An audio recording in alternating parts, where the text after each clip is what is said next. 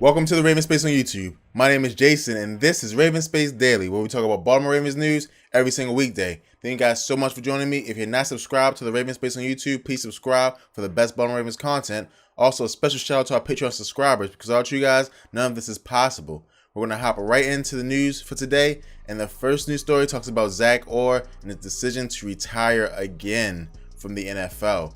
And so, if you guys did not know, Zach Orr was a standout linebacker for the Baltimore Ravens last year, had to retire due to spinal issues, and now he came back into the league. He was looking for a job. He talked to a lot of different teams, but he could not pass any of the medical tests. He could not clear the medical clearances. And so because of that, he found it hard to get on a team, and now he decided to retire. Now, this is good news and bad news. The good news is that you do see that the NFL does have teams that really do care about their players and won't just let a player play because he wants to or because they want to win. Because Zack Orr can help a team win. Zack Orr was a great middle linebacker last year. He can help a team win. However, teams did not want to put his, risk his life at stake, and so they did not. The bad news is that Zack Orr, who really did want to play again in the NFL, cannot, because he could not get medically cleared by any team, and so his dream of the NFL will stop. John Harbaugh did say that he would love to bring him on as a scout or as a coach, so we'll see where Zack Orr goes. Zack Orr loves football, so I'm sure that he will not divorce football entirely, but we'll see where he goes from here.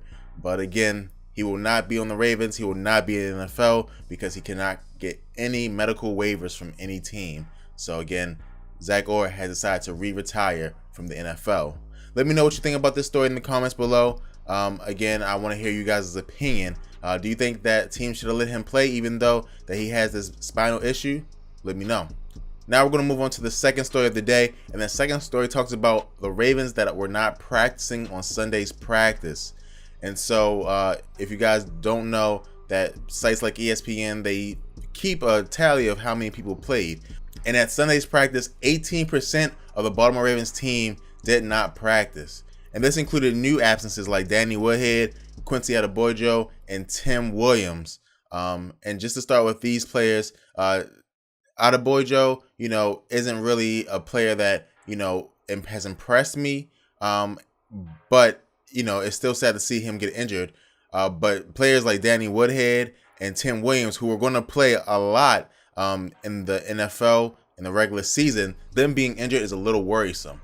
But we'll, keep on moving on. And then, of course, you have players like Joe Flacco that did not suit up. Ronnie Stanley didn't suit up. Of course, Brashard Perriman did not suit up. And again, Marlon Humphrey did not suit up. And we saw Marlon Humphrey supposedly play last game. I do believe he was a little hurt. That's why we did not see as much of him as we thought we were going to see coming into the game.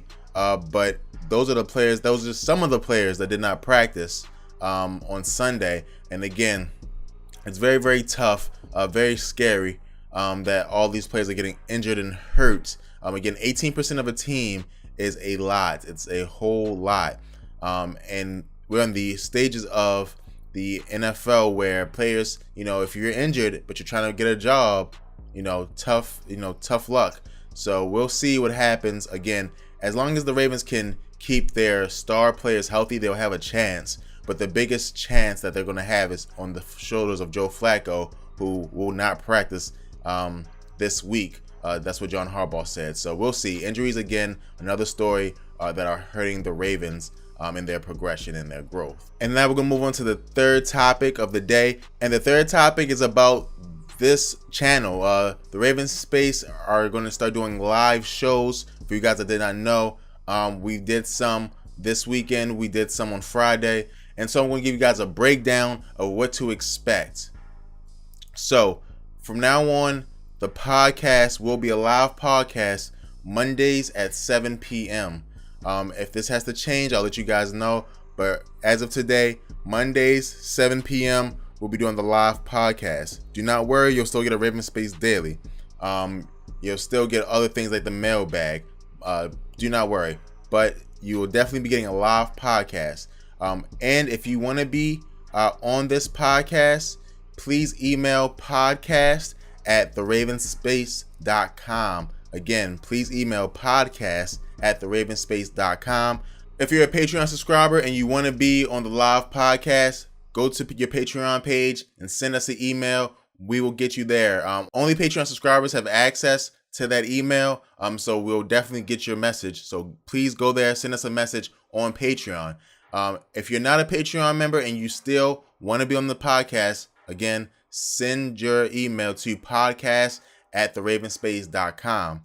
And it's a place where we'll get you guys first come, first serve, and we'll start doing it there. So again, that will be Mondays at 7 p.m. Eastern Standard Time. And we're also going to be doing live Raven Space dailies. And this is just so we can get more of your guys' questions in, so we can talk to you guys.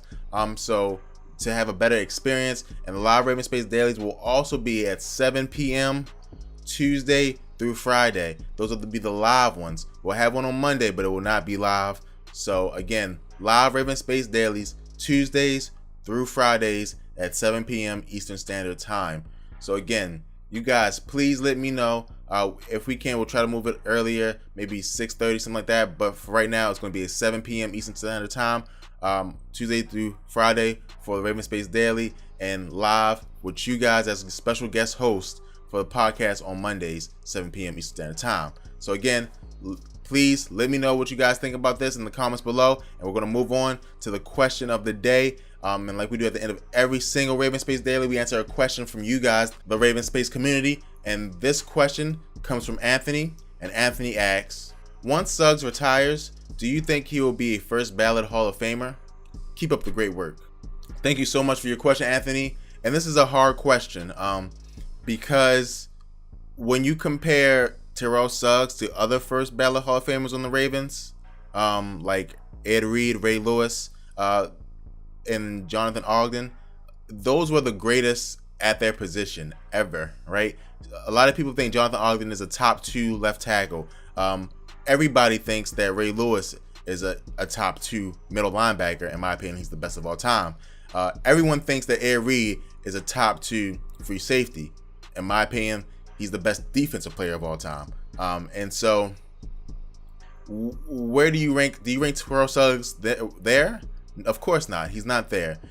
And personally, the way I view Hall of Fame is, did you dominate your position at a high enough level for me to automatically put you in? And that's how you become a first ballot Hall of Famer. You know, it's a little lower for third time Hall of Famers and different things like that. So, and right now I'm kind of not really liking the Hall of Fame process because Terrell Owens is not in there, and he dominated his position for a decade, but neither here nor there. We're talking about Terrell Suggs. So, in my opinion, Terrell Suggs is not a first ballot Hall of Famer. He did not dominate his position for 10 years. He did not dominate. In my opinion, Terrell Suggs is not a first ballot Hall of Famer. He did not dominate his position for 10 years. Now he had 1 year where he was the best defensive player in the league, and you have to account that for something, but maybe a second ballot, in my opinion. First ballot Hall of Famers are people like Tom Brady, who was the best quarterback for 10 years, right? Players that on defenses like a J.J. Watt, who when J.J. Watt was playing that 5 years, even if he didn't win Defensive Player of the Year, he was the best defensive player over that 5 years. So I don't think Terrell Suggs is a first ballot, but I definitely do think he will get into the Hall of Fame one day, and he is on the Baltimore Ravens Mount Rushmore, so he'll definitely be in the Ring of Honor. So thank you so much for your question, Anthony, and that has been the episode for today. Thank you guys so much. Please subscribe if you're not yet subscribed to the Raven Space. Also, if you want to support us and support independent media, please check out our Patreon page in the description. You guys can help us and you get awesome prizes in return. Also, I want to say, please check us out on our different social media channels, Twitter, Facebook, and Instagram. Thank you guys so much, and go Ravens.